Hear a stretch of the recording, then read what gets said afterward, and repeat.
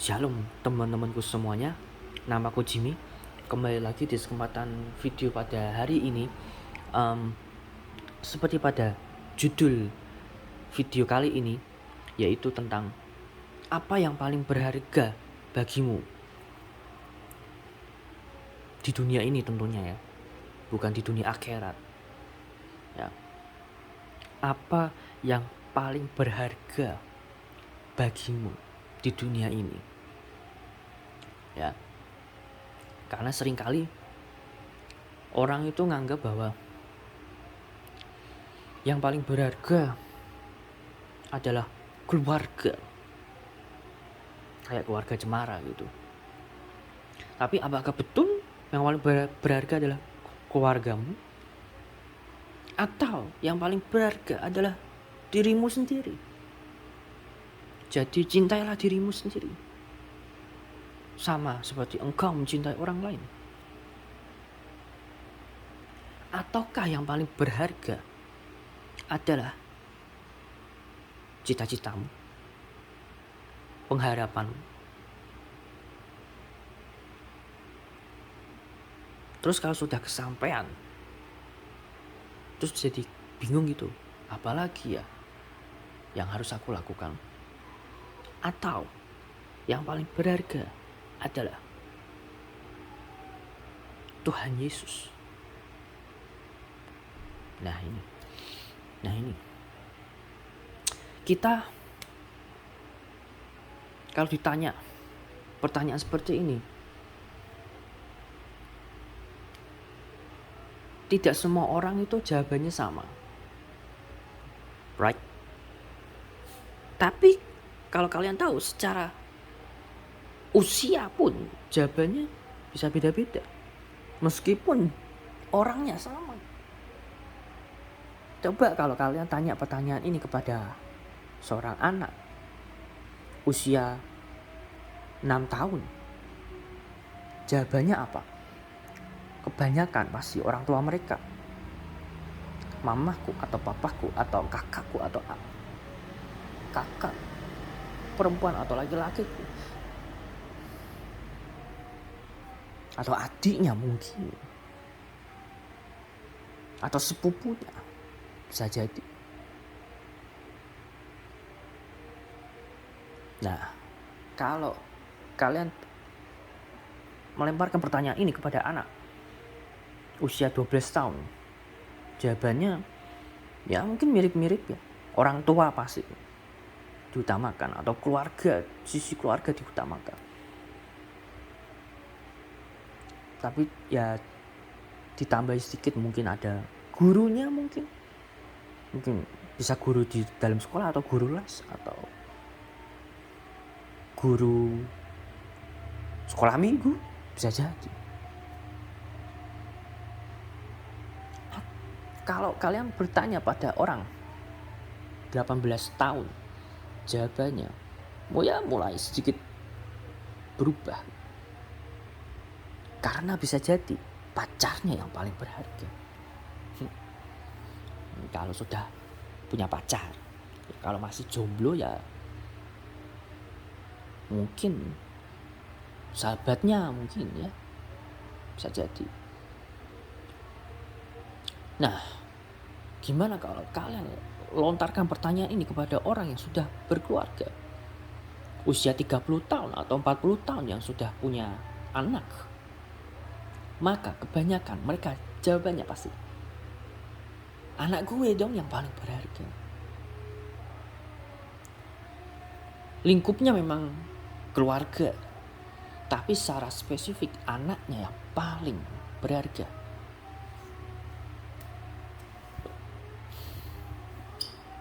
Apakah itu baik? Baik. Bagus? Bagus. Cuman masalahnya, kalau keberhargaan yang ada di dunia ini hilang, bagaimana sikap hati kita?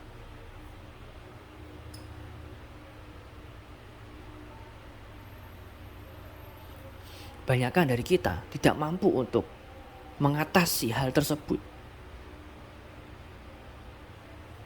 Jangan ngomongin manusia dulu.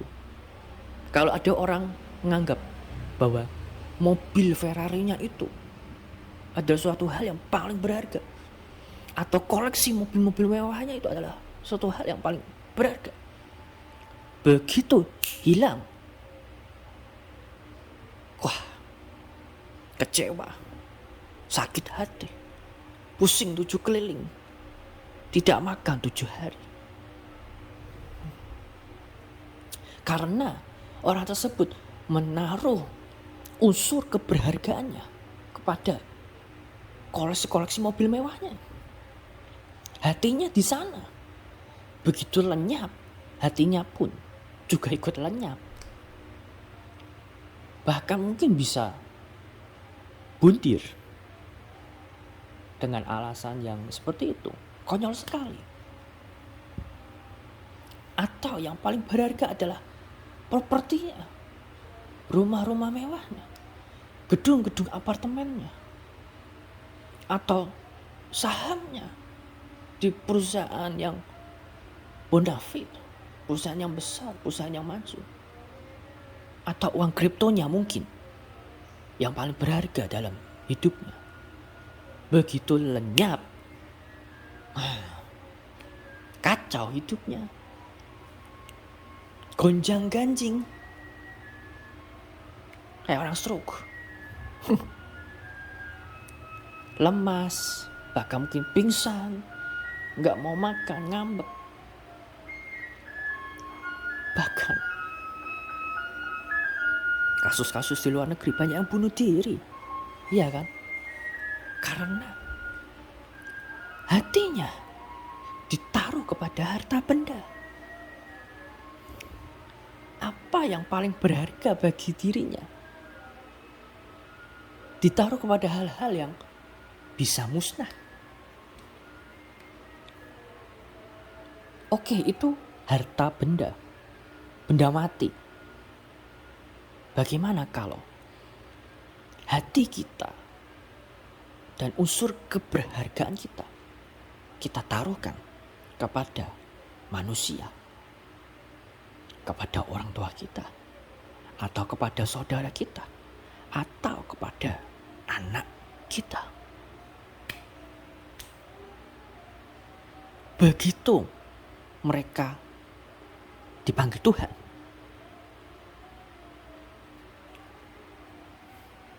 what's next? Apa yang akan terjadi? Karena banyak sekali masalah. Sebetulnya bukan masalah. Sebetulnya itu anugerah. Tapi akan jadi masalah kalau orang-orang menaruh keberhargaannya kepada manusia. Kehilangan orang tua, kehilangan saudara, kehilangan anak. Begitu mereka kehilangan, mereka langsung kecewa, mereka langsung marah kepada Tuhan. Mereka langsung gonjang ganjing, stres, depresi, bahkan mengancam Tuhan, ingin bunuh diri. Kembalikan anak saya Tuhan.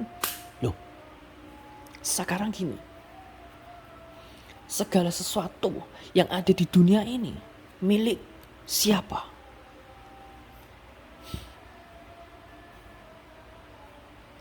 Kita napas saja, oksigen itu milik siapa? Proses dari oksigen masuk ke dalam paru-paru kita, lalu jadi karbon dioksida kita keluarkan. Siapa yang bikin proses kayak gitu? Albert Einstein kah? Alva Edison kah? Elon Musk kah? Kan enggak. Itu Tuhan Allah kita yang menciptakan hidup kita, yang menciptakan kita sebagai manusia. That's why apapun dan segala hal apapun yang ada di dunia ini semuanya milik Tuhan. Jadi kalau sewaktu-waktu itu kalau harta benda itu hilang, lenyap,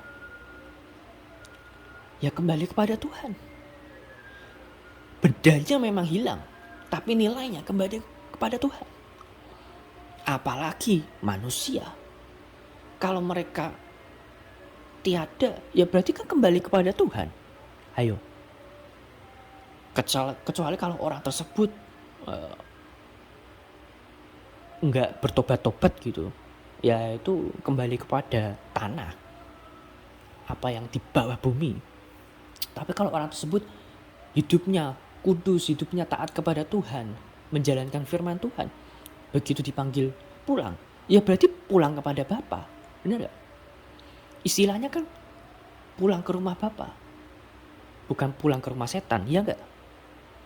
Nah iya. Kalau orang tersebut hidupnya percaya kepada Tuhan, taat, kudus, menjalankan segala perintahnya, ya sudah, kita nggak perlu khawatir, kita nggak perlu takut gitu. Apakah segampang itu? Memang tidak. Ya, memang tidak. Aku akui memang. Ya, aku pernah mengalami ya kehilangan yang namanya saudara, sepupu gitu. Apakah mudah untuk dilupakan? Tentu saja tidak. Tetapi juga tidak terlalu sulit. Karena apa? Karena kalau sepupu gue itu sudah bertobat dan sudah benar-benar menyesali segala perbuatannya, menyesali segala dosanya, benar-benar untuk terakhir kali dia ingin melekat kepada Tuhan, bertemu, berhadapan dengan Tuhan Yesus. Hatinya dijamah, jiwanya dijamah, pikirannya dijamah. Begitu dia dipanggil pulang, sudah aman. Kita sebagai saudara-saudara atau sebagai orang tua ya, seharusnya bersikap bersyukur. Karena apa? Pulang ke rumah Bapak, bukan pulang ke rumah lain, bukan gentayangan juga, enggak. Kalau orang tersebut sudah bertobat, hidup di dalam Tuhan, tenang saja, pasti pulang ke rumah Bapak. Disediakan rumah di sana, di Firdaus. Ya, bersedih, iya, menangis, iya, tapi cukup untuk 3 hari saja. Masa perkabungannya boleh mungkin sampai 40 hari ya, mungkin ada 40 harian. Tapi yang namanya menangis terseduh-seduh, merasakan kesedihan itu cukup 3 hari sajalah.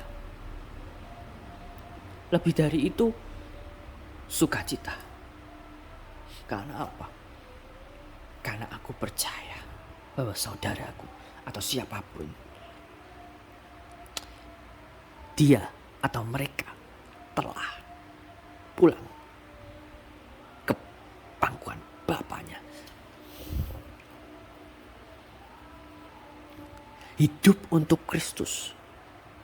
Kalau hidup kita sudah untuk Kristus, begitu kita mati, kita matinya untung. Untung karena apa? Untung Tuhan yang manggil. Itu loh. Bukan dipanggil oleh roh-roh yang gak jelas. Hidup untuk Tuhan dan mati pun juga untuk Tuhan. Kalau kita semua telah menyadari hal tersebut, maka kita tidak perlu lagi yang namanya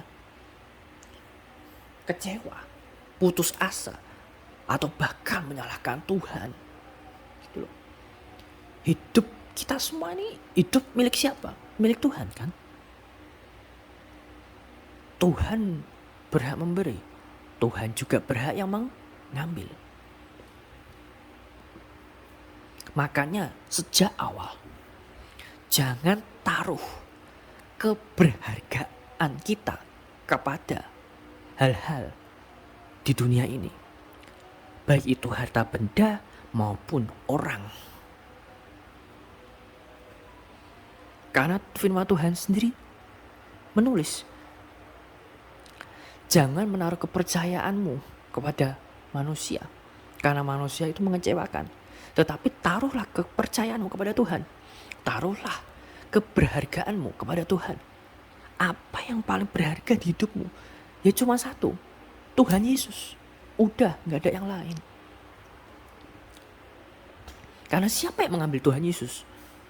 Ya gak ada lah. Gak ada. Kalau yang mengecewakan Tuhan Yesus, ya itu banyak.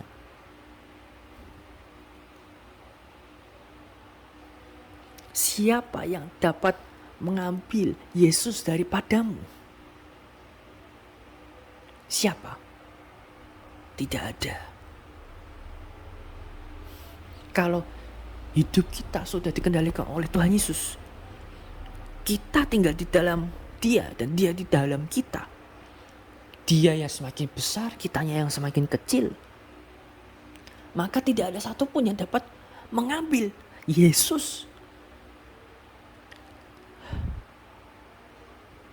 Tidak ada satupun yang dapat mengambil Yesus daripada kita. Manusia ya manusia. Manusia sekuat apa sampai mengambil Yesus di dalam hati kita? Nggak bisa. Bahkan setan pun nggak berani. Kalau setan mencoba berusaha untuk menyerang pribadi Yesus yang ada di dalam kita, yaitu Roh Kudus, ya nggak bisa lah. Siapa setan? Makanya setan mengganggu jiwa kita. Kalau jiwa kita tidak dipenuhi oleh Roh Kudus, tidak dikendalikan oleh Roh Kudus, maka setan itu yang merampas jiwa kita. Tetapi kalau jiwa kita sudah dipenuhi dan dikendalikan oleh Roh Kudus, maka setan nggak berani ngambil jiwa kita, nggak berani. Karena jiwa kita sudah milik Kristus. Jadi apa yang paling berharga di hidupmu? Tentu saja yang pasti dan yang mutlak adalah Tuhan Yesus Kristus. Amin.